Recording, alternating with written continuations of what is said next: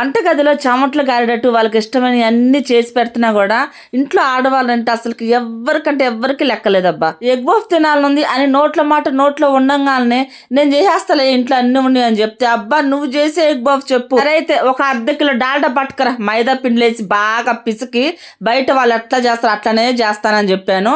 డాల్డానా ఎందుకు అమ్మాయి అని నోరు ఎల్లబెట్టారు. మరి మీకు బయట ఎగ్ పఫ్ తినాలని అనుకుంటున్నారు కదా, మరి బయట ఎట్లా చేస్తారో అట్లానే చేస్తాను.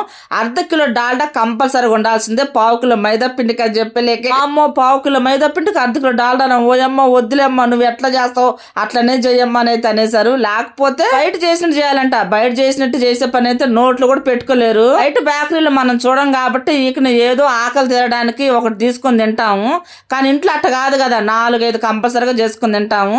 నేను దీని రెసిపీ అయితే ఏం చెప్పలేదులేండి, ఎందుకంటే అంతకుముందు ఎప్పుడో చేశాను, అందుకే రెసిపీ అయితే చెప్పలేదు. టేస్ట్ మటుకు సూపర్ గా ఉంది ఎగ్ పఫ్.